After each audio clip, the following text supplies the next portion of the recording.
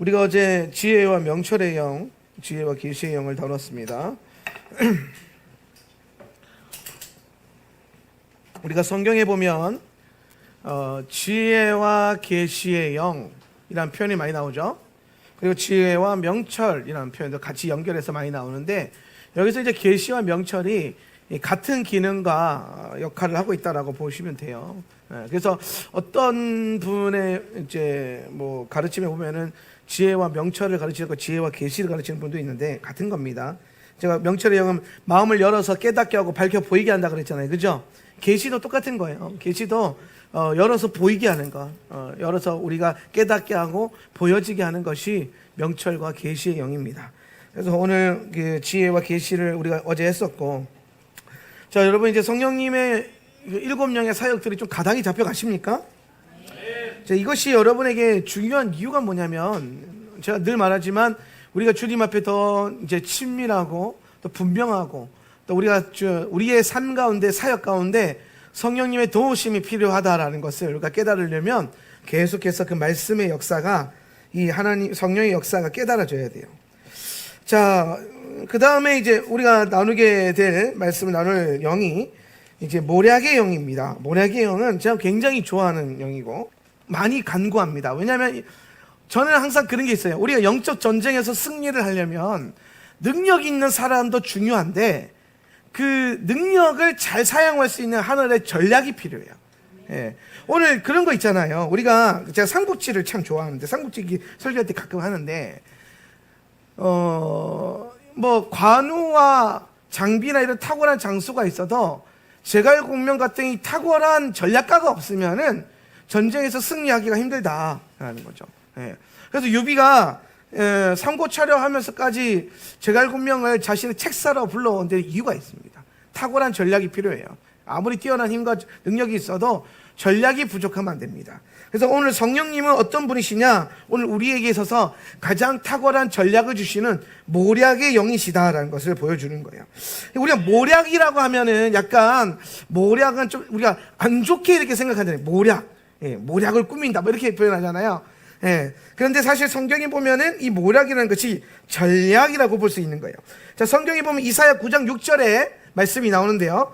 한번 우리 교재에 보면서 읽겠습니다. 이는 한 아기가, 시작. 이는 한 아기가 우리에게 낳고 한 아들을 우리에게 주신 바 되었는데 그의 어깨에는 정사를 메었고 그의 이름은 기묘자라 모사라 전능하신 하나님이라 영존하시는 아버지라 평강의 왕이라 할 것임이라. 아멘. 자, 여기에 보면은 오늘 예수께서 우리 가운데 오심에 대한 이사야의 예언인데, 여기 보면요, 기묘자라 모사라, 기묘자 모사라, 이게 예전에 우리 찬양할 때도 막 부르고 했었는데, 막 이렇게 손 이렇게 하면서 기묘자, 이렇게 해본 적 있어요? 예. 우리 고등학교 때 기묘라 모사리 안 해봤어요, 이거? 박수 치면서. 우리 뭐 이렇게 하면서 찬양했어요, 이렇게 찬양 맞춰가지고 이렇게 하는 거. 예. 근데 이제 제가 그때는 이제 이거 어릴 때니까 이 성경 단어도 잘 모르고, 기묘한 모사가 뭐예요? 이게 사실 잘 쓰지도 않는 단어잖아요. 그러니까 근데 제가 나중에 이제 성경 공부하면서 저게 정말 귀한 이름이구나 알게 됐는데, 기묘라 묘사라 모사라, 이게 히브리어로 보면요 펠레요에츠라고 되어 있어요. 펠레요에츠. 이 펠레요에츠를 여러분 이제 따로 떨어뜨려서 해석을 한 거거든요. 경이로운 분, 그리고 탁월한 분, 뭐 이런 뜻이에요. 뭐 탁월한 모사가 이제 책사, 전략가 이런 뜻이거든요. 그러니까 경이로운 뭐 책사, 전략가. 근데 이제 오늘 보면서 경이로운 분, 탁월하신 분, 이렇게 나눠놨단 말이에요.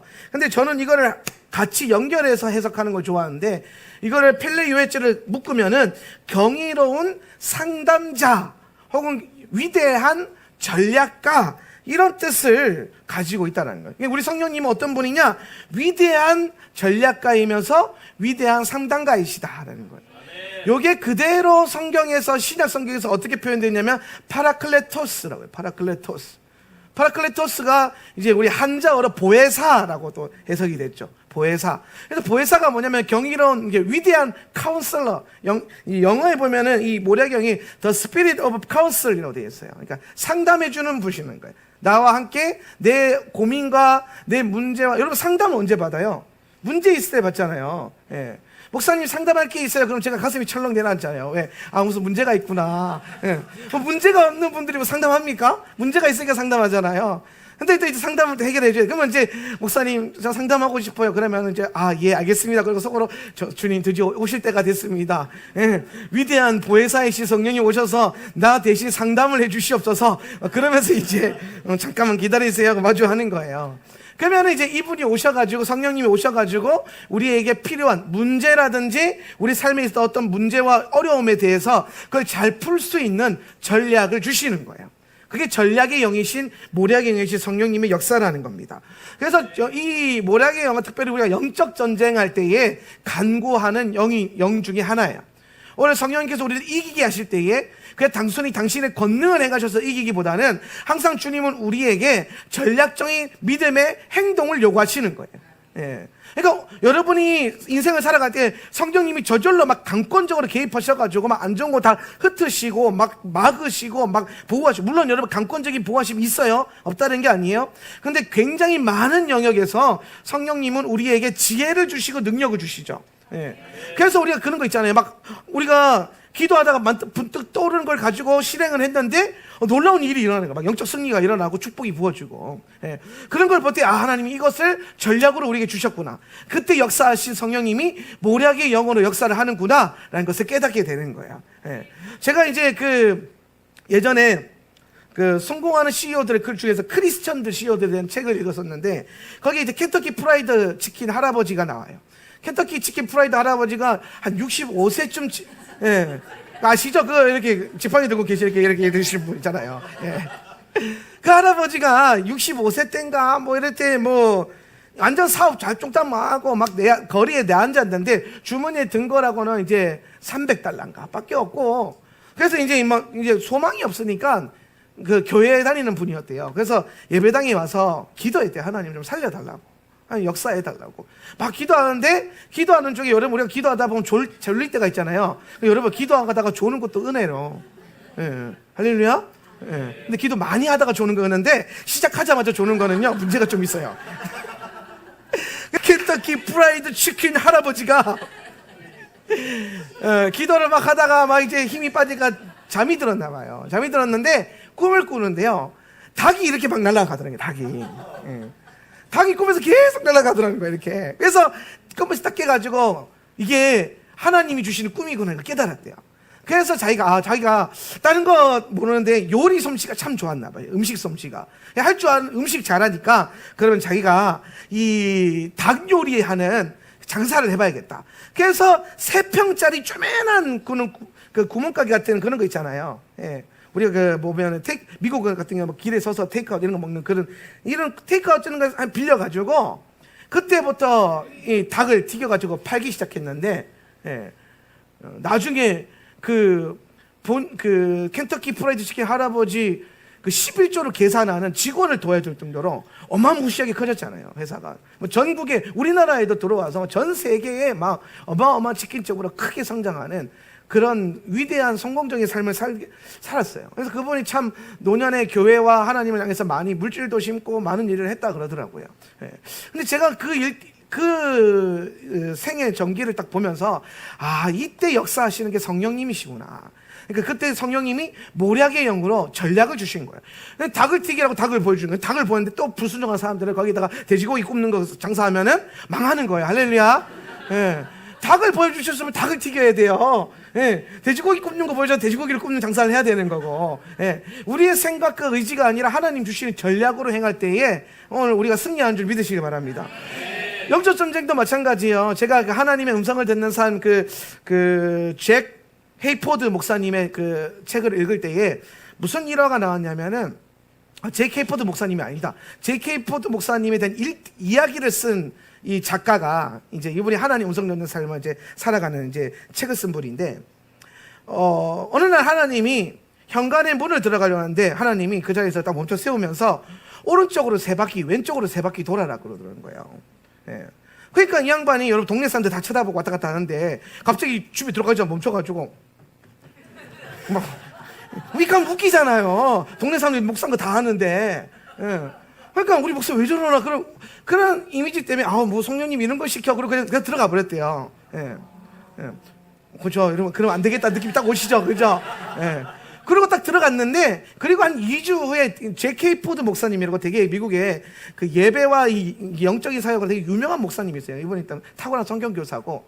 근데 이 J.K. 포드 목사님의 강의를 들으려고 이제 한 2만 명이 모였어요. 2만 명이. 2만 명이 모여서 세미나를 하는데, 이분이 갑자기 J.K. 포드 목사님이 강단에 2만 명 앞에 딱 서서 설교를 하시기 전에 갑자기 그러는 거예요. 지금 성령님이 내게 주시는 강한 감동이 있어서 일단 이거 순종하고 해야겠다면서 이해를 해주시기 바랍니다. 그랬더니 2만 명 앞에서 오른쪽으로 3바퀴, 왼쪽으로 2바퀴 돌더래요.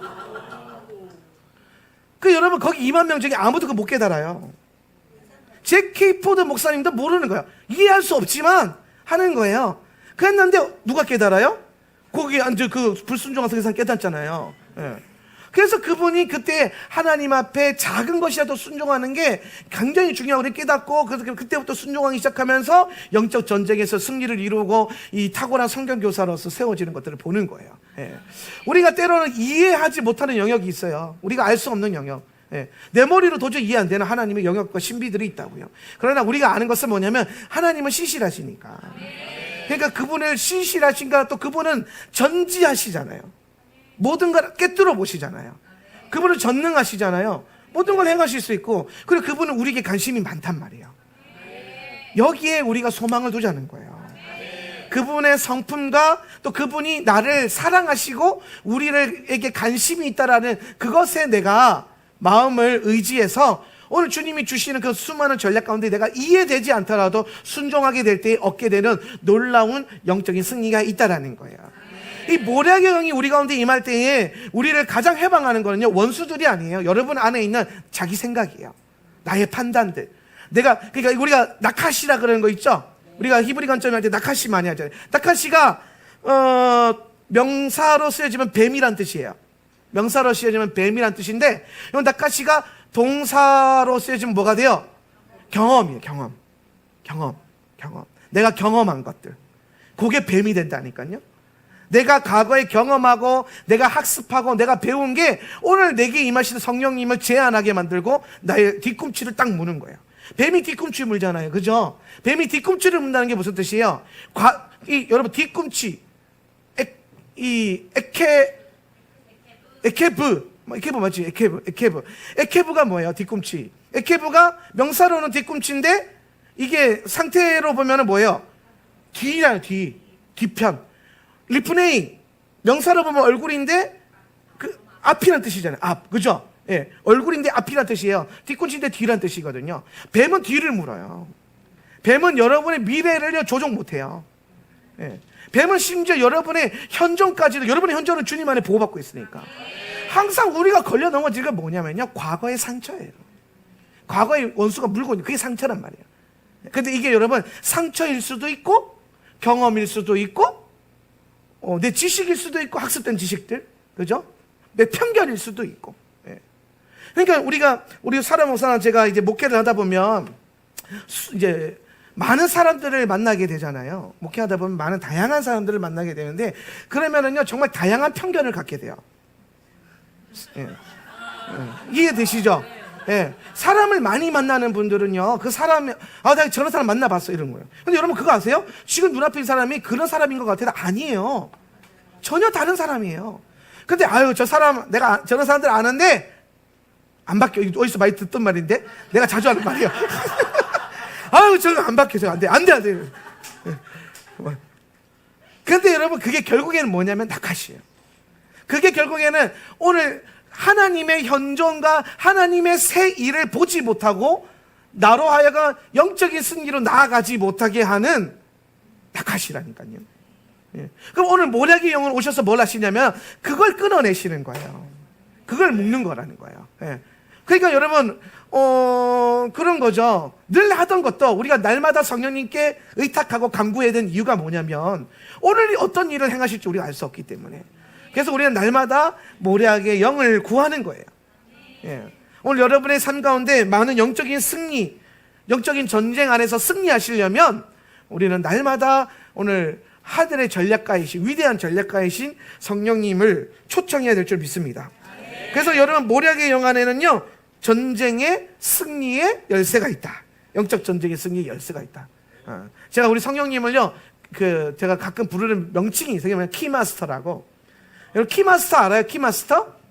가끔 영화 같은 데 보면 등장하는 인물들인데, 그런 분들 뭐냐면 막 이 사람 주머니에 키가요, 열쇠가 엄청 많아요. 열쇠가. 그래서 여러분, 이 사람 뭐예요? 열 수 있는 자. 무엇이든지 열 수 있는 자. 오늘 여러분, 예수님의 별명이 뭐예요? 요한이 본 예수님의 모습 가운데 별명이라기보다는 요한이 본 그리스도의 모습인데, 그 중에 하나가 뭐냐면 손에 음부의 열쇠를 가진 자라고 했어요. 음부의, 스월의 열쇠를 가진 자. 스월의 열쇠를 가졌다는 게 뭐예요? 죄와 죽음, 이 사망의 권세에 대해서 죄의 문, 사망의 문에 대한 뭘 갖고 있는 거예요? 열쇠를 갖고 있는 거예요. 열쇠를. 권한을 갖고 있고 권위를 갖고 있는 거예요. 성령님은요, 모든 여러분 삶의 문제에 대한 열쇠를 갖고 계신 거예요. 예. 우리가 보면은 우리 젊은 세대들이 막 방탈출 게임, 그러니까 방탈출 카페 이런 거 막 한 번도 전 가보진 않았는데, 뭐 그런 걸 가서 탈출을 한대요. 그러니까 이게 참 요즘 젊은 애들이 재밌는 게, 그냥 애들을 돈 받고 어디 가둬놔요. 그러면 걔네가 그 탈출할 수 있는 문제를 풀어야 돼. 막 문제도 풀고 퍼즐도 풀고. 그러면 어디에 열쇠가 있대요. 뭐 안 해봐서 몰라요. 그리고 열쇠를 열고 나가면은 끝. 그거 하려고 돈을 낸다니까요.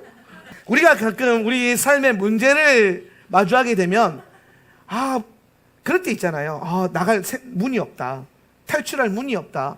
열고 나갈 수가 없다. 꽉 막혀있는 그런 상태. 그런데 여러분, 그때 우리는 성령님의 강구하심 안에서, 성령님의 역사하심 안에서 이 모든 영적인 내 삶의 문제와 전쟁의 승리에 대한 열쇠를 갖고 계신 분이 성령님이시다. 네. 그러니까 우리는 자꾸 우리 생각을 의지하지 않고 성령님을 의지하는 삶의 자세가 아주 중요한데, 여러분, 제가 아까 그랬잖아요. 우리는 다 보면 낙하씨가 다 한 마리씩 이제 물고 있는 존재들이에요. 그렇게 생각하자고요. 네. 나는 안 물려 있는데요. 아니에요. 그런 사람들이 2개나 물려 있는 거예요. 그냥 인정하면 한 마리인데, 인정 안 하는 사람 꼭 2마리 물려 있더라고. 그럼 여러분, 내가 물려있으니까 내가 이거 잘 못 털어낸단 말이에요. 내가 이걸 못 끌어내니까 뭐가 필요합니까? 누군가가 이거를 대신 보고 끊어내주고 털어주고 막아줄 게 필요한 거예요. 막아줄 게. 그때 우리는 공동체가 필요하고 교회가 필요한 거예요. 예. 저는 이제 우리 와이프가 그런 역할을 많이 해주는데, 제가 막 나카시가 올라와가지고 막 이제 뭐 과거에 뭐 내가 뭐 해봐서 아는데 저거 안 돼, 망했어, 뭐 그러면서 막 이제 나카시로 막 판단하고 막 그러고 있으면 우리 와이프가 딱 저 제안하는 거야. 그거 나카시야. 그러면 딱 깨달아지는 거야. 명철이에요. 성령 충만하면 깨달아지는데, 또 성령 충만하지 않고 기도도 안 하고 말씀 안 받고 성령 안 충만하면 목사도 못 깨달아요. 뭐 네가 뭘 알아? 그럼 네가 목해! 막 그러면서 막 승질 내고. 근데 성령 충만한 목회자들은요, 누군가가 와서 성령의 음성을 대원하면요, 절제가 돼요. 멈춤이 돼요. 그래서 제가 우리 와이프가 그 나카시야 그러면은 다 깨달아. 이게 그 나카시구나. 그럼 이제 뭐 하면 돼요? 훈련하면 돼요. 훈련하면 돼요. 자기 부인과 자아 죽음을 훈련하면 돼요. 그러니까 여러분, 내가 내 문제 잘 모른다니까요. 여러분, 여기에 밥 먹다가 여기 뭐 묻었어요. 보여요? 안 보여요. 안 보인다니까요. 안 보여. 여러분, 제가 목이 굵어서 안 보이는 게 아니라 여러분도 안 보여요. 우리는 한치 아래도 못 보는 존재야. 한치 아픔커녕 아래도 못 보는 존재예요. 얼굴에, 나이 들면요, 얼굴에 뭐 묻은 거 잘 모른다 그러더라고요. 저 근데 뭘 묻혀요. 요즘에 자꾸 뭘 묻혀요. 이렇게. 근데 잘 몰라. 근데 누가 필요해요? 누군가가 필요하다니까요? 내가 뭐가 묻어 있는지, 내가 무슨 문제가 있는지, 이게 낙하신지 아닌지 누군가가 분별해 줄 사람이 필요한데, 여러분, 공동체가 얼마나 좋냐면은 하나님의 영 안에서, 한 영 안에서 서로 사랑과 신뢰함 안에서 얘기해 줄 수 있잖아요. 김 집사가 막 최 집사 욕을 하고 있어요. 막 김 집사가 막 신나게 욕을 해요. 남욕할 때가 제일 재밌잖아요. 그러고 있는데 옆에 그걸 잘 듣고 있던 정 집사가 한마디 하는 거예요. 김 집사야, 그거 낙하신 것 같아. 그러고 갚으면요, 정 집사도 문제예요. 그러고 가면 안 되죠. 수습을. 그러면 김 집사가 이제 그 다음부터 최 집사 붙어놓고 정 집사 욕을 한다니까요. 이해되시죠? 무슨 말인지. 그러니까 여러분, 정 집사는 그때 뭘 해야 되냐면은, 김 집사야, 그거 낙하신 것 같아. 우리 같이 기도하자. 야, 그거 아닌 것 같아. 하나님의 마음이 아니야. 예수님의 성품이 아니야. 예수님 성품이 아닌 거 여러분 딱 보면 몰라, 알잖아요. 여러분, 하나님 사람, 우리 하나님 사람이잖아요. 예수님이 좋아할까 안 좋아할까 딱 보면 알잖아요. 아는데도 하는 거잖아요. 아는데도 해요. 왜? 재밌으니까. 죄 짓는 게 얼마나 재밌어요. 세상에서 제일 재밌는 게 죄 짓는 거, 돈 쓰는 거. 근데 예수님이 항상 그러잖아요. 그것부터 경계하라고. 죄 짓는 거 경계해야 되고요, 돈을 살아가는 걸 경계해야 돼요. 이해되시죠? 그럼 여러분, 공동체 안에서 정집사가 김집사야, 그거 낙하신 것 같아, 우리 같이 기도하자. 그럼 이제 김집사가 영이 갖고 성령 충만하면요, 그래 맞아, 내가 이러면 안 되지, 우리 같이 기도하자. 왜? 우리의 열망은 내가 기분 나쁘고 내가 싫어하는 사람 욕하는 게 나의 소망이 아니라 내가 좀 더 나은 하나님의 사람이 되는 게 소망이에요. 그렇잖아요. 우리는 더 나은 하나님의 사람이 되고 싶지 않아요, 여러분? 저는 그래요. 저는. 그래서 우리 와이프나 레윈이나 저한테 뭐라고 하면은 잔소리 되게 많이 하는데, 요즘에 사람들이. 한번 하면은 그냥 들어주는 거예요. 그리고 같이 기도해야겠구나. 어느 날은 제가 작년에 아가서 때 상태가 많이 안 좋았잖아요. 그때 막 너무 힘들고 괴롭고 목회도 하기 싫고 그럴 때가 있었거든요. 저도 그럴 때가 있더라고요. 그런데 그때에 갑자기 우리 레위인들이 둘러싸더니 등돌이에 손을 놓고 기도를 해주는 거야. 내가 해달라도 안 했어요. 목사님 기도해드리기 이 말도 안 해. 그냥 쥐들이 알아서 둘러싸. 사방에 우겨쌈과 같이 도망 못 가도 다 둘러싸더니 갑자기 손을 놓고 레샤바바바 카라바바. 그러면 이제 우리가 이제 일단 받아야 되니까 아멘, 아멘. 그러면서 쥐들끼리 서로 예언하고 축복하고 그러면서 아멘, 아멘. 그런데 여러분, 그러다 보면요, 그 기도 소리 하나하나가 내게 놀라운 위로와 전략으로 온단 말이에요. 여러분, 우리는 더 나은 하나님의 사람이 될 수 있어요. 우리는 여러분, 영적 전쟁에서 안 밀리고 날마다 승리할 수 있어요. 여러분, 밀릴 필요 없어요. 질 필요도 없고. 넘어질 수 있는데, 여러분, 이거 내가 실수로 넘어가는 거지 걸려 넘어지지 않을 수 있어요. 그런 거 있잖아요. 우리가 길 가는데 원수가 다리를 슬쩍 걸어놔요. 여러분, 우리는 가다가 그걸 바로 찰 수 있는 권세가 있다니까요. 바깥 다리 걸기 걸려서 오히려 그냥 팍! 마귀를 잡아뜨릴 수 있는 권세가 우리에게 있어요. 내가 실수로 내 문제로 걸려 잡아지는 건 어쩔 수 없는 건데, 원수가 걸리고 있으면 우리는 바로 밭다리 탁 하면 얼마나 좋아요. 할렐루야? 이따 기도할 때 연습 좀 하세요, 이렇게. 우리는 영적 전쟁에서 안 밀릴 수 있다. 지지 않아도 된다. 날마다 승리할 수 있다.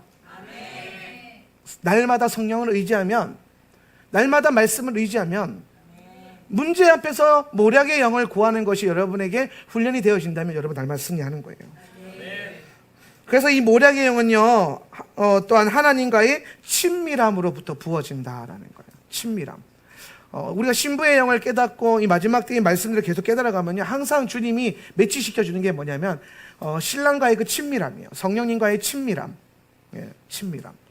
우리는 종으로서의 삶을 살아가는 거가 아주 익숙해져 있어요. 하나님의 종, 하나님의, 혹은 어떨 때는 하나님의 도구, 예수 그리스도의 노예된 삶. 저도 저는 또 특히 목회자니까 더하죠. 하나님의 종, 이렇게. 그런데 여러분, 정말 예수님이 원하는 거는요, 오늘 그분의 종은 아버지의 주인의 마음을 모르거든요. 종은 시키는 것만 할 줄 알아요. 종은. 그래서 오늘 주님이 우리를, 내가 너를 더 이상 종이라 부르지 않고, 너를 친구라 불렀나니. 그리고 오늘 그분이 우리를 아들로 삼으시고, 친구로 부르신 이유는 뭐냐면은 오늘 그분의 마음을 나누기 위해서 친구로 부르시는 거고요. 오늘 아들로 삼으신 것은 오늘 그분에게 있는 기업을 우리에게 물려주시려고, 유업을 주시려고. 오늘 우리를 신부로 부르신 이유는 주님이 우리에게 모든 것을 드러내시고 우리 한 몸됨을 이루기 위해서 부르신 거예요. 그래서 여러분, 우리가 물론 종의 포지션에서 사역할 때가 있습니다.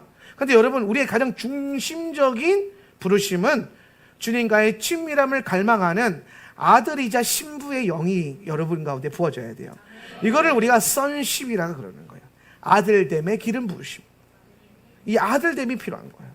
아들됨이 바로 신부의 영이에요. 신부의 영. 아들과 신부는 같은 겁니다. 이렇게 이해하시면 될 것 같아요. 그래서 오늘 모략의 영은 하나님과 친밀한 사람들이 바로 이 모략의 영이 부어진다는 거예요. 모략의 영을, 여러분 딱 분위기 보니까 모략의 영은 자꾸 물어야 될 거 아니에요. 그죠? 누가 하나님께 물어봐요? 친하면 물어보잖아요. 친하면. 여러분 저랑 친하면 저한테 와서 뭐 자주 물어볼 거 아니에요. 그죠? 근데 교회 온 지 얼마 안 됐을 때 목사님 지나가는 것만 봐도 막 말 걸어보고 싶은데 괜히 뭐 쑥스럽고 막 그러잖아요. 인사 한번 하는 것도 겨우 힘들고 막. 안 그래요? 어떨 때는 막 근데 여러분 나중에 친해지면요 막 갑자기 뒤에 가서 등들이 딱 뛰면서 막사이! 막 이런단 말이에요. 갑자기 막 와! 하고 놀리키고 막. 근데 이제 친밀한 가운데서 이제 관계가 형성되면은 뭐가 뭐 물어보거나 뭐 할 때 이게 쉬워지죠. 예. 그렇잖아요. 목양실 문을 두드리는 게 친하면 쉽잖아요. 안 친하니까 어려운 거지. 예. 똑같아요. 성령님께 묻는 것도 성령님과 친하면 이게 굉장히 쉬운 거예요. 근데 안 친하니까 이게 불편한 거예요. 막 하면 안 될 것 같고 막 이런 거 목사님만 해야 될 것 같고 성도들 하면 안 될 것 같고 막 그런 거 있잖아요. 예. 예전에 막 제가 하나님 음성 듣는 훈련들 이제 예언 훈련학교 이런 거 시키면은 훈련시키면은 어떤 성도님들은 이제 기존교회에 있다고 오신 분들은 막 그런 거 목사님이나 하는 거지 성도들이 하면 안 된다고 그래요. 예. 그래서 왜 그런 생각을 주어졌을까? 오늘 주님 분명히 말씀하시는 게 내 양은 내 음성을 듣나니 그러는 거예요. 오늘 우리가 주님의 양이라면 주님의 음성을 들을 줄 알아야 들을 귀가 있어야 되거든요. 예. 되게 안타까운 그런 근데 지금은 그래도 좀 많이 나아지고 있는 것 같아요. 오늘 교회들을 하나님께서 깨우시면서 오늘 주님과의 그 친밀함이 더 부어지고 있는 것 같아요. 아무튼 중요한 것 오늘 우리가 친밀함과 순종의 영역 안에서 이 모략의 영이 역사를 한다. 오늘 이 모략의 영은 여러분의 삶에 있는 모든 문제와 전쟁에서 승리를 주는 열쇠가 될 것이다. 그래서 오늘 이 날마다 이 전략을 잘 구하셔야 돼요. 특히 여러분 사업하시는 분들, 비즈니스맨들. 오늘 이 비즈니스의 영역은요 정말 많은 하나님의 전략과 지혜가 필요하죠. CEO들이 성공하는 거는요, 여러분, 그, 능력이 있어서가 아니다니까요. 예. 제가 스티브 잡스의 그 전기를 읽으면서 깜짝 놀랐던 게, 스티브 잡스가 그 아이팟으로 대박 났잖아요. 그 MP3 플레이어 하나가 뭐라고. 근데 그걸 대박 나게 했던 가장 중요한 그 핵심 아이템이 뭐였냐면요. 흰색 이어폰이에요. 흰색 이어폰. 예. 그러니까, 그 예전에 그 애플 광고할 때 막 사람은 없어요. 막 애니메이션은 사람은 시꺼매. 그런데 이어폰만 하얀색으로 쫙 나와서 막 걸어 다니는 그런 뭐 이런 거 막 광고 찍었었잖아요. 예. 이 아이팟의 흰색 이어폰을 그 번들로 딱 제공을 했는데 그거 하나 때문에 대박이 난 거예요. 그거 하나 때문에 기능이 좋아서가 아니라 그게 너무 예쁘. 그러니까 세련된 사람은 흰색 이어폰을 끼고 있더라는 거예요. 옛날에 마치 우리가 그 스타벅스가 그 테이크아웃 잔을 브랜드 만들어가지고 들고 다니면서 그 직원들 시켜서 들고 다니게 했잖아요. 그래서 그것도 옷도 예쁘게 입혀가지고. 왜냐면 예쁜 사람이 항상 이거 뭘 들고 다니는 거야. 그러니까 자꾸 사먹게 되고. 이게 이제 브랜드 마케팅 같은 거잖아요. 예. 그런데 스티브 잡스 전기에 보면 참 재밌는데 이 사람이 정말 감각이 좋은 사람, 운이 좋은 사람, 감각이 좋은 사람이 뭐냐면 직원이 와서 이게 내밀더래요. 흰색 이어폰에 까만색 이어폰에 뭘로 할까요? 그냥 흰색으로 해 그랬대요. 근데 그게 대박이 난 거예요. 그게. 예. 능력이 있어서 대박 난 게 아니고요. 흰색 이어폰 때문에 대박 났는데 그 흰색 이어폰을 선택한 게 그렇게 큰 고민하지 않았다는 거예요. 스티브 잡스 자체가. 예. 그런 걸 보면서 오늘 우리가 인생을 살아가면서 경영해가면서 많은 성공의 요인들과 승리의 요인들 중에서요. 꽤 많은 영역이 우리가 갖고 있는 어빌리티와 상관없을 때가 많다는 거예요. 예. 특별히 믿는 사람들은 더해요. 믿는 자들은 우리의 힘과 능력이 아니라 하나님이 역사하시는 뭔가에 우리가 따라갔고 순종했더니 풀어지고 성공되어지고 잘 되는 은혜의 역사가 나타나잖아요. 예. 근데 뭐 내 생각으로 막 이게 잘 될 것 같은데 이거 딱 해놨는데 폭망하고 이게 될까 그런데 하나님이 시켜가지고 해봤는데 대박나고 이런 경우가 생기지 않습니까? 예. 뭐 그런 경우도. 그래서 우리가 항상 우리의 힘과 능력을 의지하기보다는 성령님께 간구하면서 성령님께 지혜를 전략을 구하는 삶을 살면 좋겠다라는 생각을 해봅니다. 그래서 여러분 항상 이런 전략이 필요할 때는 기도할 때에 성령님 제게 모략의 영으로 임하여 주시옵소서라고 기도하시는 거예요. 네, 모략의 영으로. 그 다음에 이제 능력의 영의 영역이 있어요. 능력의 영, 능력의 영인데요. 이 능력의 영은 뭐냐면 초자연적으로 부어지는 하나님의 능력을 의미하는 거예요. 자, 사도행전 1장 8절입니다. 오직 성령이 너희에게 임하시면 시작. 오직 성령이 너희에게 임하시면 너희가 권능을 받고 예루살렘과 온 유대와 사마리아와 땅끝까지 이르러 내 증인이 되리라 하시니라. 아멘. 여기서 여러분 성령이 우리 가운데 너희 가운데 임하시면 너희가 뭘 받아요? 권능을 받는다는 거예요. 권능. 여기서 이제 히브리어가 헬라어가 두나미스로 나왔는데, 이 두나미스 권능이 뭐냐면요, 뭔가 변화를 일으킬 수 있는 실제적인 힘을 말하는 게 두나미스예요. 두나미스. 그냥 파워, 힘이 아니라 변화를 일으킬 수 있는, 그러니까 삶을 변화시킬 수 있는 힘, 능력을 두나미스라고 하는데, 그게 오늘 사도행전에서는 권능, 성령이 임하셨을 때 오는 권능. 그러니까 여러분 이런 말이에요. 성령이 너희 가운데 역사되면은 너희의 인생을 변화시킬 수 있는 능력이 부어진다라는 거예요. 할렐루야. 너무 놀랍지 않습니까? 제가 제 삶 가운데 임한 두나미스가 뭐가 있을까를 고민을 좀 해보다가 깨닫게 된 게 뭐냐면은, 이 음악적인 달란트가 저한테는 두나미스의 영역이었어요. 저는 교회 다니기 이전까지 음악의 음자도 몰랐어요. 제가요, 음감이 없어요. 음악적 감각이 없다니까요. 음감이 없어요. 절대 음감이 아니에요. 놀랍지 않습니까? 네. 그럼 여러분, 제가 심지어 제가 뭐 기타도 치고 드럼도 치고 베이스 치고 피아노도 치고 뭐 다 하잖아요. 안 하는 거 없잖아요. 근데 제가 그거를 한 번도 누구에 배워본 적이 없어요. 음감이 없는 사람이 학원도 한 번도 가보자고, 피아노도 그냥 앉아서 이렇게 기타는 칠 줄, 기타 치듯이 피아노를 쳐봤어요. 네. 음감이 없다니까요? 근데 좀 기타는 어떻게 쳐? 저는 항상 우리 기타 클래스 할 때 항상 하는 말, 저는 C 코드에서 F 코드 넘어가는데 1년 걸렸어요. 능력이 없는 사람이었어요, 능력이 없는 사람. 근데 제가 고1 때 성령 체험을 하거든요. 고1 때 성령 체험하고 난 다음에 성령님께 기도해. 하나님, 나도 하나님을 그러니까 그때 우리 때는요, 그 전하세 예수 이래가지고 올레이션스 이래서 하나님의 사람이 이런 게 있죠. 그래서 하세드마 선교사님에서 천영으로 그래서 십자가 세우려면 앞으로 나오세요. 그러면 나가서 막 십자가 붙들고 막 그런 집회를 좀 자주 다녔는데, 거기 가니까 막 찬양하고 예배하는 사람들이 너무 부러운 거예요. 그래서 하나님, 저도 그런 예배자가 되고 싶습니다. 기도를 했어요. 능력이 없으니까. 근데 어느 순간 악기가 하나씩 되더니, 포항에서 기타 제일 잘 치는 사람이 됐었고, 고2 1년 만에. 뭐 레슨도 받아보거나 뭐 누가 가르쳐 준 적도 없어요. 그냥 교본 사서 연습하는 거예요. 근데 되는 거예요. 그냥 누가 치는 거, 피아노 치는 거 옆에 보다가, 저런 식으로 치는구나. 그리고 따라서 쳐보고, 그러면서 피아노도 쳐보고, 베이스 기타도 쳐보고, 드럼도 쳐보고, 그러면서 예배 때 계속 하나님 예배하고. 그러니까 여러분, 제 삶 가운데 제가 그때 고1 때 그 이후로 지금 제 나이 38인데, 이 38까지 하나님을 예배하는 삶을 떠나본 적이 없어요.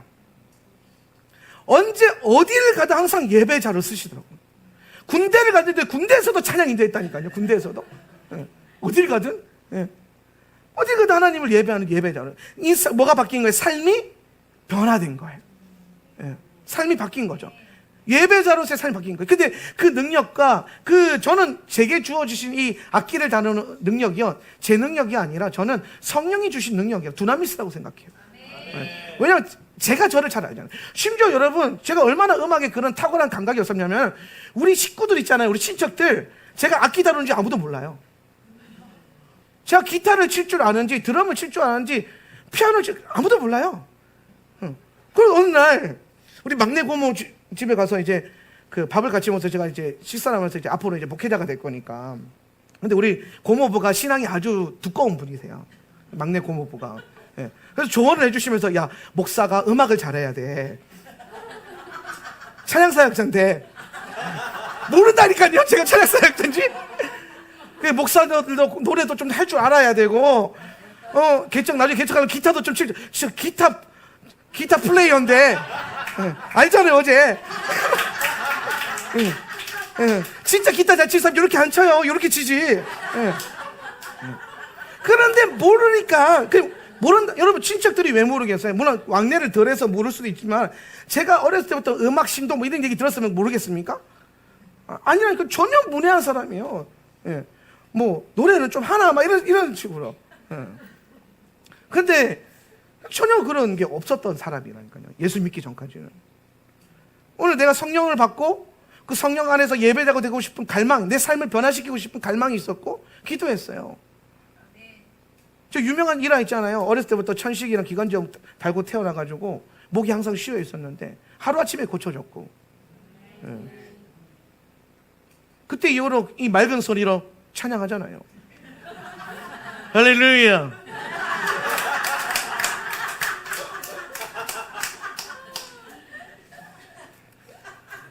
오늘 성령님이 여러분 삶 가운데 실제적으로 임했을 때에 내게 없는데 부어지는 능력, 가능케 하는 능력, 삶을 변화시키는 능력.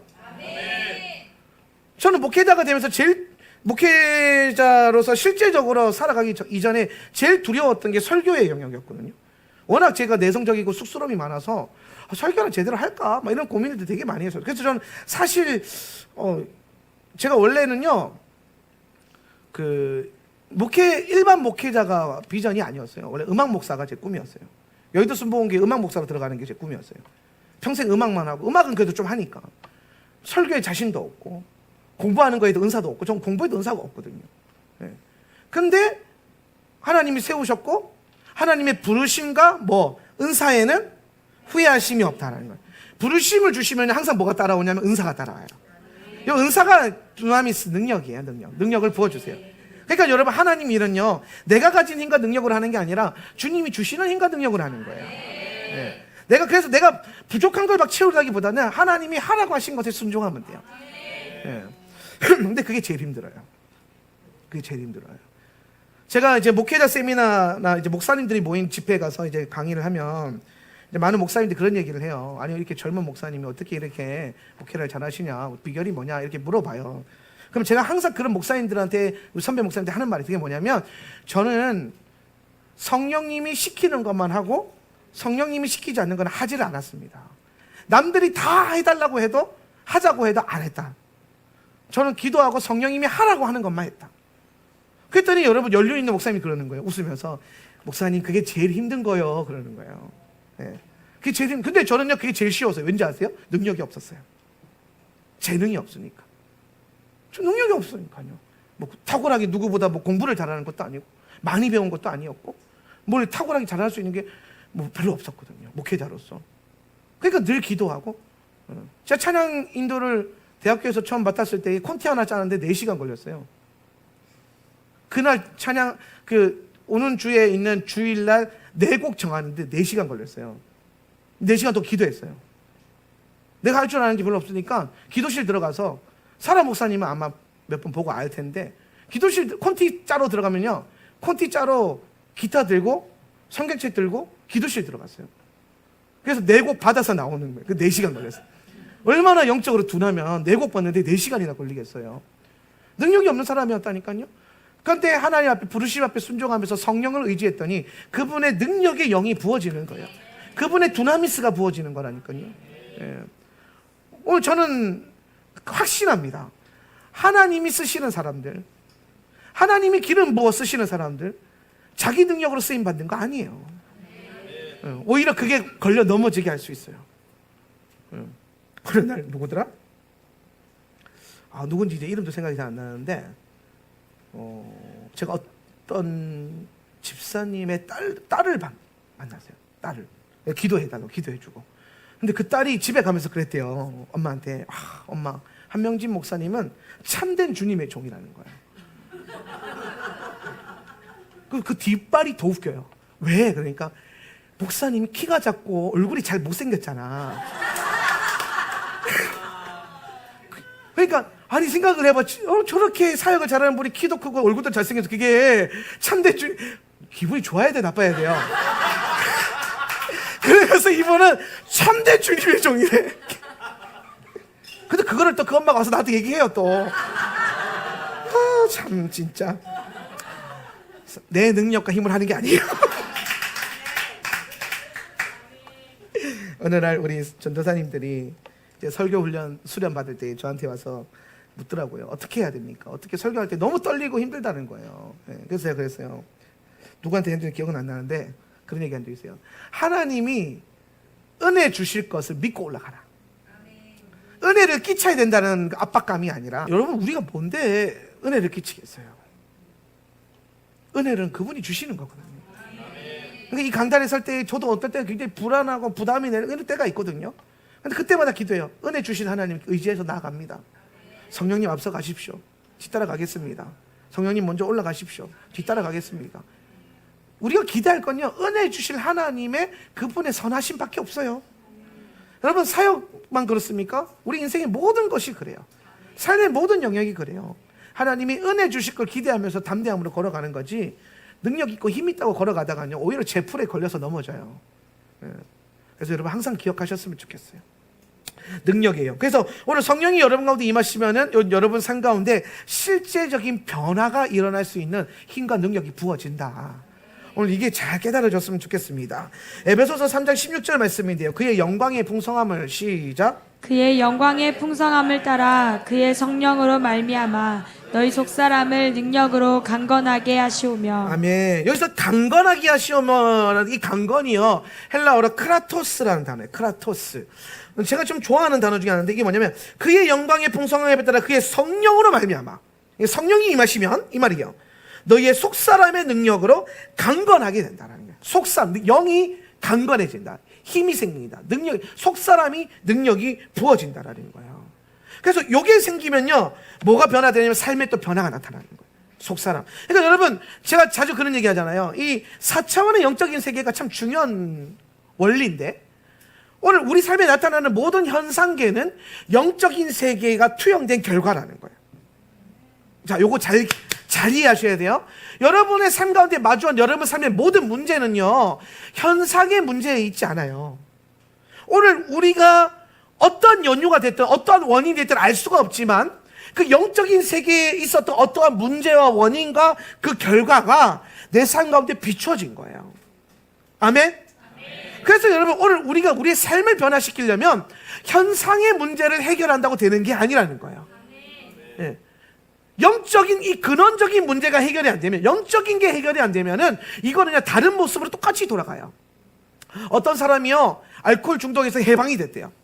하나님의 은혜로. 놀랍죠? 막 그래서 막 박수를 쳤어요. 근데 이분이요 하루에 미스커피를 30잔씩 마신대요.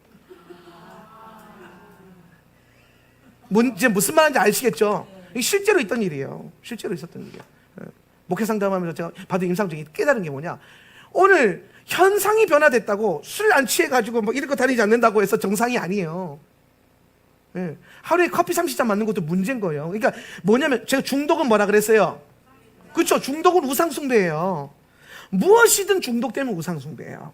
그래서 오늘 여러분 삶 가운데 익숙한 습관들 있죠. 오늘 그것들이 여러분 성령 안에서 좀 다루어져야 돼요. 일정한 기준에 마다. 예. 오늘 여러분 우리가 날마다 먹잖아요. 예. 음식도 중독이 될 수 있죠. 탄수화물 중독 이런 거. 예. 금식할 때 탄수화물이 많이 땡긴다. 그럼 여러분 가급적 금식 같은 거 주로 하면서 이거 없이도 살 수 있는 능력을 자꾸 일으켜야 돼요. 예. 커피를 저같이, 저는 커피 좋아하는 사람이니까 커피를 하루에 뭐 4잔 5잔 이렇게 마시거든요. 보통 엄청 커피를 좋아. 그래서 제가 어느 날은 커피를 보름 동안 안 마신 적이 있어요. 왜? 이게 중독이 되면 안 되니까 저를 컨트롤 해보는 거예요. 예. 그래서 안 마시는 거예요. 안 마셨어요. 그러면서 이게 중독인지 아닌지 체크를 하는 거예요. 예. 삶의 모든 영역이 그래요. 중독으로 연결되면 안 돼요. 근데 그 중독이 왜 생기냐 이 말이에요. 여러분 제가 커피 안 마십니다. 끝났어요? 자, 제가 옛날에 콜라 중독이었던 거 아시죠? 네. 콜라 끓고 사이다 마시면 어떻게 될까요? 이해되시죠? 예. 어떤 현상이 변화된 게 문제가 아니라 근원이 변화되는 게 중요한 거예요. 근원이. 그래서 4차원 영적 세계에서 보면은 오늘 우리 삶의 현상의 문제는 이 4차원의 영적인 세계에서 뭔가 변화가 일어나야 이 3차원이 다스려지고 풀어진다는 거예요. 그러니까 결국에는 여러분 우리 삶의 눈앞에 있는 내 눈에 보이는 문제는 하늘에서 묶고 풀어야 되는 거지, 영적으로 묶고 푸는 거지 오늘 현상으로 묶고 푸는 게 되는 게 아니다라는 거예요. 네. 자, 크라토스의 권능은 뭐에 대한 거냐면 그 영적인 세계에 대한 것들을 그걸 끌어와 가지고 내 속사람, 내 영의 권능을 더해서 내 영이 살아나고 영이 충만해지고 영이 강해져서 오늘 내 육신과 내 혼의 영역이 강해지고 강건해지고 변화되는 것을 보게 하는 게 크라토스예요. 오늘 그걸 가능하게 하시는 영이 능력의 영으로 오시는 성령님. 네. 그래서 오늘 주님의 그 능력의 영이 부어지면 오늘 우리 안에 담대함이 부어지는 거예요. 오늘 내가 할 수 없었던 영역의 것들이 풀어지는 거예요.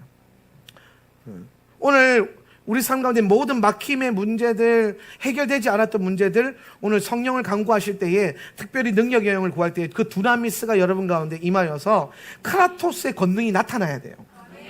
이해 잘해서 두나미스가 부어져서 내 안에서 크라토스의 권능이 세워지는 것. 그래서 내 삶의 실제적인 변화. 예수 믿었으면 변화돼야 돼요. 예수 믿어서 여러분 가장 놀라운 나타나는 기적이 뭐냐? 삶이 변화가 되고 가정이 변화가 되고 가장 중요한 건 내가 변화가 되는 거예요. 근데 이거는 여러분 내 능력으로 되는 게 아니라 그분의 두나미스가 부어지는 거. 오늘 그분의 영이 부어지는 거. 이해되시죠? 요걸 깨달아지면 여러분 요 영역의 사역들을 풀어내는데 아주 탁월한 사역들이 풀어질 것입니다. 그리고 이제 주를 아는 지식의 영이 있는데요. 주를 아는 지식의 영. 주를 아는 지식의 영, 이게 지식의 영이라는 건데, 우리가 지식의 영을 얘기할 때 두 가지로 표현을 해요. 그냥 지식의 영이 있고, 하나님을 아는, 주를 아는 지식의 영을 두 가지를 나눠요. 그러니까 우리가 어떤 분들은요, 지식, 그노시스에 매여 있는 분이 있어요. 지식에. 그래서 자기가 가지고 있는 지식의 그 탁월함이 오히려 자기 의가 되고, 악한 영이 요걸로 걸려 넘어지게 하는. 학식이라 그러죠. 학식. 근데 여러분의 학식은요, 성령에 의해서 다루어져야 돼요. 오늘 여러분의 이 모든 생각의 영역과 지식의 영역이 오늘 성령의 조명하심을 통해서 성령 하나님의 질서 안에서 사용되어지고 깨달아져야 되지, 오늘 여러분의 어떤 의로 막 이해되는 것으로만 되는 건 아니에요. 저는 이제 가르치는 교사의 입장에 자주 서다 보니까 이런 이제 거에 많이 이제 치우치게 될 때가 있거든요. 그때마다 늘 결론적으로 제가 선택하는 건 뭐냐면, 성령님 제게 깨닫게 해주십시오. 내가 공부한 것으로 깨닫는 게 아니라 나의 학식으로 이것을 가르치는 거 나아가는 게 아니라 오늘 성령을 의지함으로 나아가게 해주십시오. 그래서 주를 아는 지식의 영을 간구하면서 주님에 대해서 더 알게 해주십시오라고 하는 거예요. 고린도전서 2장 12절 말씀, 우리가 세상의 영을 읽습니다. 시작. 우리가 세상의 영을 받지 아니하고 오직 하나님으로부터 온 영을 받았으니 이는 우리로 하여금 하나님께서 우리에게 은혜로 주신 것들을 알게 하려 하심이라. 아멘. 우리가 세상의 영을 받지 아니하고 하나님으로부터 온 영을 받는 거예요. 그러면은 하나님께서 우리에게 은혜로 주신 것들을 알게 된다는 거예요. 주님에 대해서 알게 되는 거예요. 하나님 내게 역사하신 것들, 하나님이 우리에게 상관이 풀고 계신 것들을 알게 되는, 주님을 더 아는 것. 그래서 지식의 영은요, 이 주를 아는 지식의 영은 깨달음을 주는. 또 이건 사실 여러분 좀 예언적인 게 더 강해요. 우리가 그 은사 가운데 지식의 말씀의 은사라는 게 있어요. 이게 연결이 되어 있어요. 이 성령 역사랑. 이 지식의 말씀의 은사라는 게 뭐냐면, 저도 이제 많이 경험하는 건데, 누군가를 놓고 기도하는데 그 사람에 대한 정보가, 데이터가 제가 전혀 없어요. 전혀 없는 거예요. 그런데 성령님이 말씀해 주시는 거예요. 얘 딸이 지금 아프다, 이렇게 얘기하는 거예요. 근데 전 모르죠. 이게 딸이 있을지 아들이 있을지 어떻게 알아요.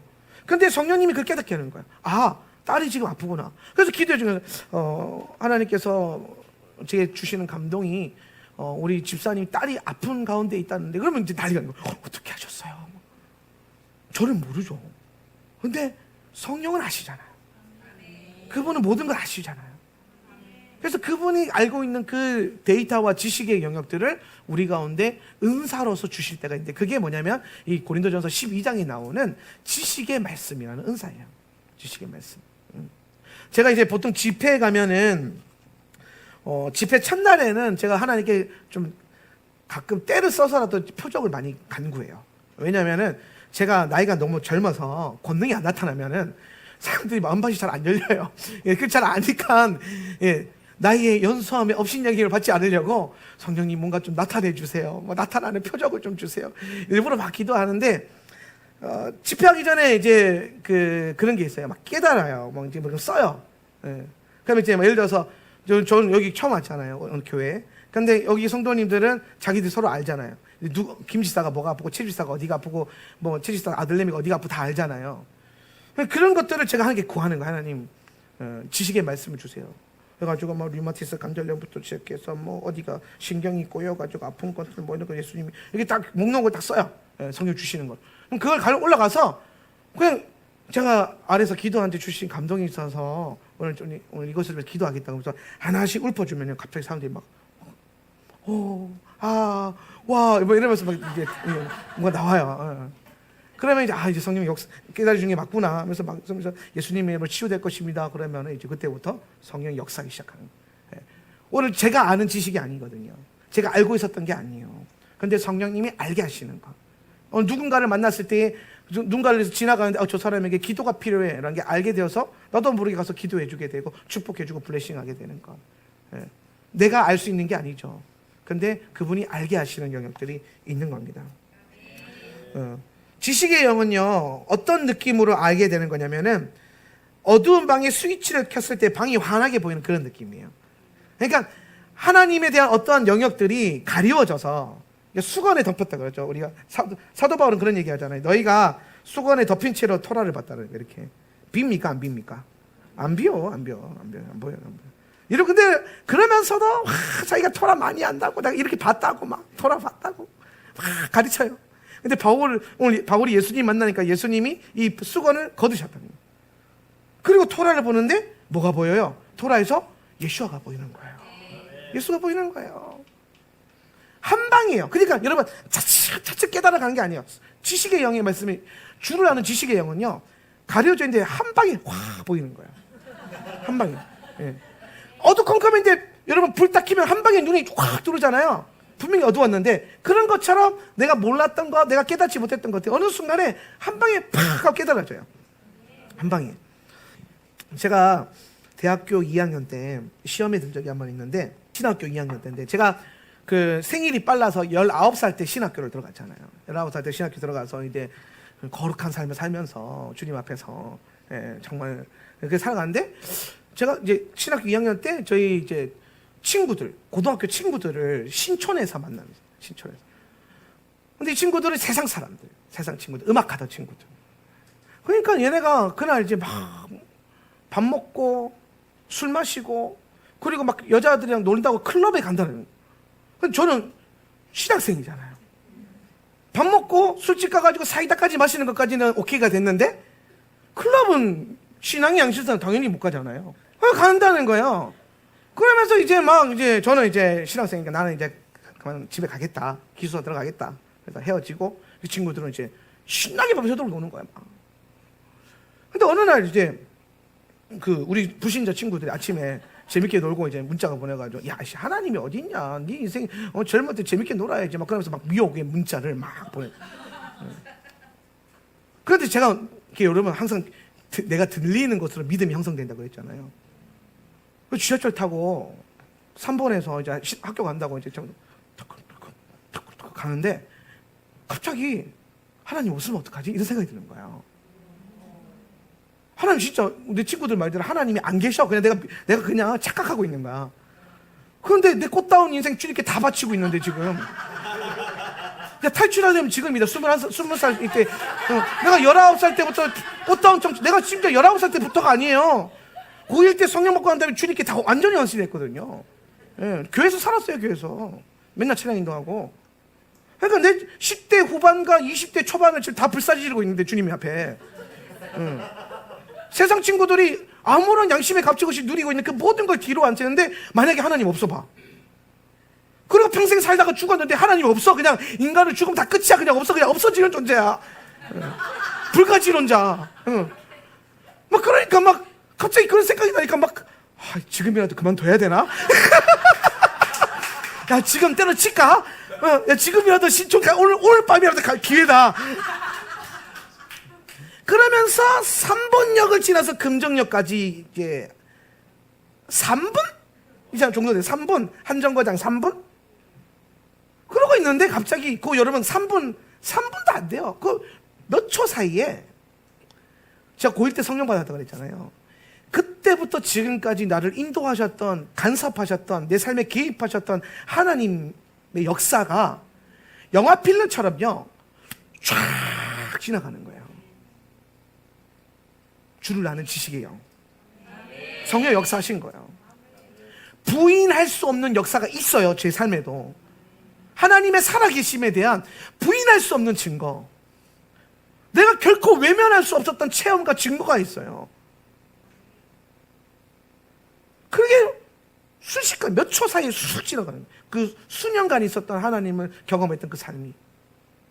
그러면서 성령이 임하시면 눈물이 나잖아요. 지하철 타고 가면서 막 오늘 밤에 신촌 갈까? 막 놀러 갈까? 막 이러고 있었는데 갑자기 핑 하면서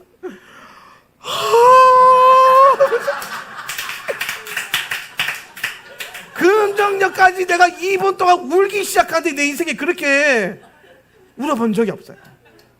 감격스럽고 죄송스럽고 막 그런 헛된 생각했다는 게 너무 막 그러고 막 오만 때만 좋은 것도 있고요. 죄송한 것도 있고 막 머리에 휘몰아치면서 막 하면서 그러니까 앞에 있는 아줌마들이 앉아가지고 웬 젊은 청년 하나가 울면서 이러면서 얼마나 이게 부모님이랑 돌아가신 것처럼 그렇게 막 울면서 갔다니까요. 그러면서 제가 그때 이후로 한 번도 돌아본 적이 없어요. 너무나도 분명한 하나님의 역사하심과 간섭하심, 부인할 수 없는. 제가 이게 감격이 되니까 청년들 캠프나 청소년 캠프 갈 때 야 예수 제대로 교회 다니기 힘들고 예수 안 믿고 싶은 애들 제가 이런 도전해요. 야 한번 안 다녀봐라. 예수님이 가만 놔두나. 절대로 가만 안 놔둔다. 예수님이 살아계셔서 너희를 어떻게든 끌고 올 거야. 어떻게든 역사하실 거야. 어떻게든 너희들에게 그분의 살아계심을 나타내고 깨닫게 하실 거고 오늘 너희 머릿속에 비집고 들어가서 알게 하실 거야. 근데 지나고 보니까 이게 주를 아는 지식의 영의 역사는, 성령의 역사는, 성령의 강권적인 역사. 오늘 이러한 것들을 통해서 우리가 하나님에 대해서 환히 알게 되는, 분명히 알게 되는, 저에게 이런 주를 아는 지식의 영의 역사가 더 강하게 왔던 것이 7년 전에 이스라엘과 토라에 대해서 열렸을 때 꼭 이랬어요. 저 이스라엘 깜깜이었어요. 히브리어 토라 깜깜이었다고요. 눈먼자였어요 완전. 제가 7년 전에 그 정말 샤밧이라고 하는 단어 하나 때문에, 샤밧이라는 그 단어, 어떤 목사님이 설교하면서 지략하면서 그 샤밧에 대한 설교도 아니었어요. 축복에 대한 설교였는데 샤밧에는 놀라운 축복이 있는 것처럼 이랬어요. 그리고 자기 하고 싶은 설교했는데 저는 그냥 다른 게 안 들려요. 샤밧에는, 샤밧이 뭐지? 평생 신학 공부하고 목회를 했는데 샤밧이 왜 히브리어를 모르니까 샤밧이 뭔지를 몰랐어요. 그리고 나서 근데 이게 주를 한 지식의 영이 역사한 게 뭐냐면 그때부터 이게 안 지어진 거예요. 샤밧이 중요하다. 샤밧을 알아야 된다. 그러고 검색했더니 김벌리 조 목사님 유튜브가 나와서 메일 썼더니 한국 온다하고 한 보작하고 얼굴 봤더니 용돈 주면서 내 아들 하작하고 그래가지고 그러면서 서로 이제 제가 그 어머니처럼 모시면서 배우고 공부하고.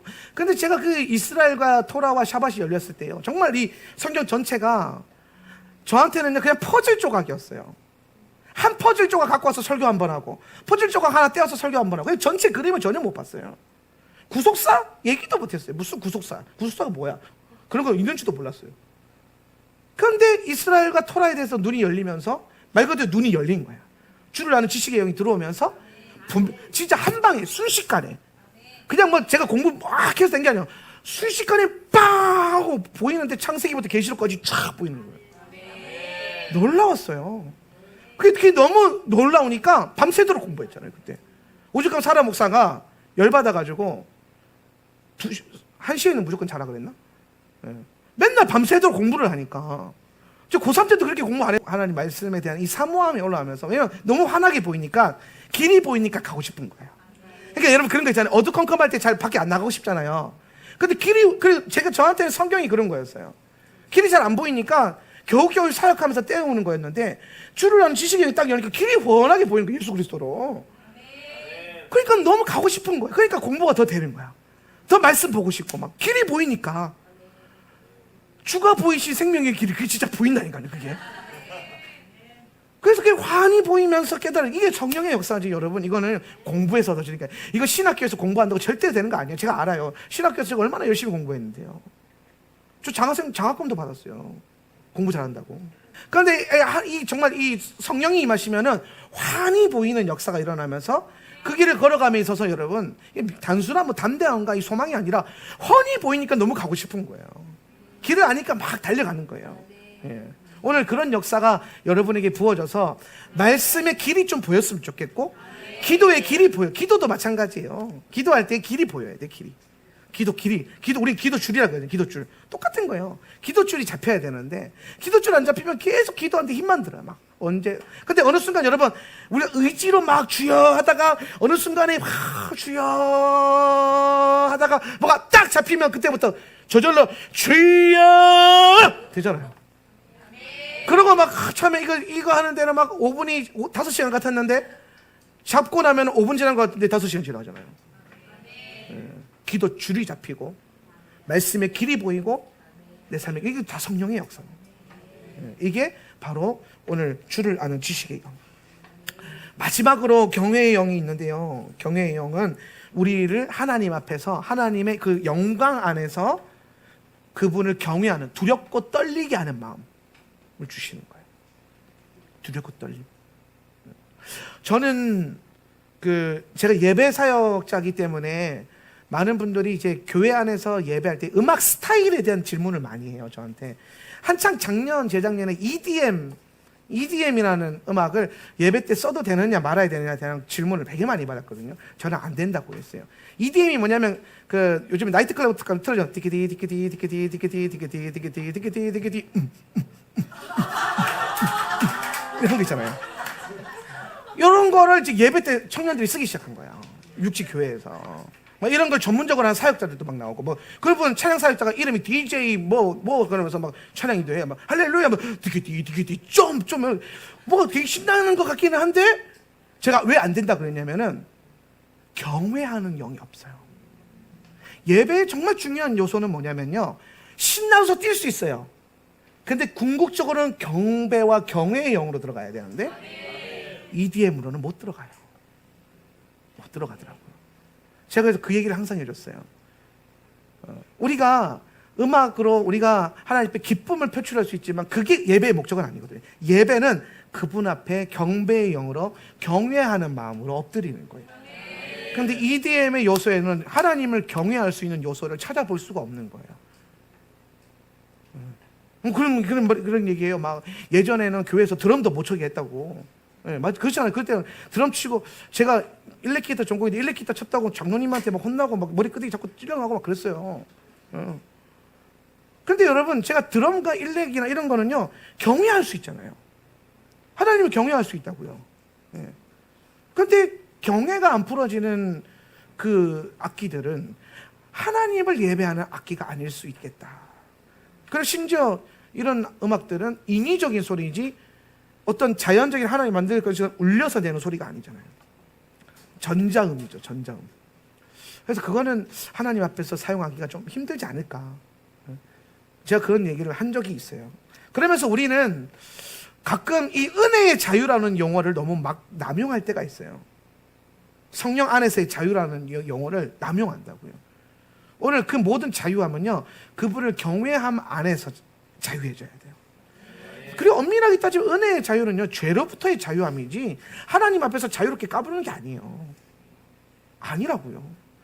하나님을 더 알면 알수록, 여러분 그런 거 있잖아요. 어설프게 친하면 막대하거든요. 근데 진짜 친하면요, 존중이 돼요. 왜? 혹여나 이 좋은 관계가 깨질까 봐 오히려 더 조심스러워져요. 그리고 더 잘 알고. 오늘 우리 하나님과의 관계도 마찬가지예요. 오늘 그분을 경외하는 영이 여러분 가운데 일어나는 것은 정말 그분에 대한 이해함이 더 분명해질 때 우리는 그분의 그 위대하심과 영광 앞에 엎드릴 수밖에 없는 존재예요. 그걸 깨닫는 게, 또 그걸 알게 하는 것, 또 그런 분위기를 만들어가는 게 경외의 영의 역사함이에요. 사무엘상 12장 18절 말씀 한번 읽어보겠습니다. 이에 사무엘이 여호와께, 시작. 이에 사무엘이 여호와께 아뢰매 여호와께서 그날에 우레와 비를 보내시니 모든 백성이 여호와와 사무엘을 크게 두려워하니라. 아멘. 오늘 여호와 하나님을 백성들이 두려워하게 되었다. 근데 이거는 뭐 하나님 공포 이게 아니라 하나님의 그 위대하심과 능력 안에서, 아, 우리 하나님 이런 분이구나라는 어떤 경외함의 영역에서의 그 긍정적 두려움이 일어나는 거예요. 거룩한 피어가 일어나는 거예요. 경외라고 하는 거. 그 다음에 오늘 또 에베소서 5장 21절 말씀에 보면 그리스도를 시작. 그리스도를 경외함으로 피차 복종하라. 그러니까 우리가 성도 안에서 서로 존중하고 살아갈 때에도 오늘 사람 때문에 존중하고 복종하는 게 아니라 또 여기서 그리스도를 경외함으로 피차 복종하라라고 하는 거는 교회 안에 여러 가지 이 관계 안에서의 문제들이죠. 근데 이게 복종이 되는 이유가 뭐냐면 오늘 그 관계 안에 그리스도께서 계시다는 걸 알게 된다면, 여러분 그렇죠? 우리 애들이 싸워도요 부모님 바로 코앞에 있는데 막 치고받고 싸우면요 안 그러잖아요. 왜? 혼날 거 아니까. 눈치가 보이잖아요. 그죠? 우리 애들은요 제 앞에서 막 놀다가도 제가 사무실 문 열고 나오면은 가만히 이게 딱 경외예요. 딱 되는 거예요. 성령의 임재하심과 그리스도의 임재를 통해서 우리가 오는 반응들이 사실 경외의 영이고요. 네. 오늘 그분의 경외는 그분의 영광과 연결되어서 우리 가운데 임할 때가 있어요. 예배 가운데 여러분 경외의 영이 임할 때가 가끔 있어요. 그때는 뭔가를 우리가 그런 거 있잖아요. 무거운 하나님의 영광, 카보드의 임재. 어느 순간 예배 가운데 그 임재에 깊이 들어갔는데 지성소에 그 예배 가운데 딱 들어갔을 때에 뭔가 무겁게 눌리면서 소리조차도 함부로 나오지 않게 되고 그 영적인 그 침묵과 무거운 임재 안에서 나도 모르게 엎드릴 수밖에 없는 그러한 하나님의 역사가 일어날 때가 있죠. 예배 때. 그게 경외의 영이에요. 그분의 경외가 임하면 그 경외의 영광 앞에서 함부로 입이 떨어지지 않고 심지어 함부로 눈이 떠지지도 않고 그래요. 그분이 날 카보드가 무슨 뜻이냐면 영광이 원래 뜻이 무겁다는 거예요. 무겁다. 무겁게 누르는 거예요. 나를. 오늘 그분의 영광이 그런 경외가. 오늘 여러분의 삶 가운데 제가 예배자들은 주님의 임재를 끌어당길 수 있는 능력이 있다고 그랬어요. 어느 순간에 그 성령님의 임재를 초청해서 그분의 영광이 임함으로 내 안에 갑자기 눌리면서 무겁게 다가오는 임재 안에서 자연스럽게 엎드리고 눕는 것. 우리가 성령 사역자들 가끔 막 안수하고 기도하면 사람들이 쓰러지잖아요. 그게 경외의 영의 어떠한 현상 중에 한 부분이에요. 오늘 여러분 계시록 말씀에도 보면요 1장 17절 말씀인데 오늘 요한에게 계시가 임하니까 하나님의 경외가 부러졌어요. 17절에 나오는데 나는 그를 한번 읽어볼까요? 아 이거 잘 모르시겠죠? 이거 고쳐놓을게요. 예. 여기로 옮기면 돼요. 17절 말씀 나는 그를 보자마자 한번 읽을 수 있는 분들만 읽어보세요. 자 준비 시작. 나는 그를 보자 마치 죽인 사람처럼 그의 발 앞에 쓰러졌다. 오케이. 나는 그를 보자마자 마치 죽은 사람처럼 그 발 앞에 쓰러졌다는 거예요. 누구를 보자마자? 예수님을 보자마자. 요한이 예수야를 보자마자 쓰러졌다는 거예요. 예. 이게 마치 우리가 예배 가운데 혹은 성령님의 터치 안에서 자연적으로 쓰러지는 이 감각을 경험하게 되는 거예요. 나도 모르게 탁 쓰러져요. 예.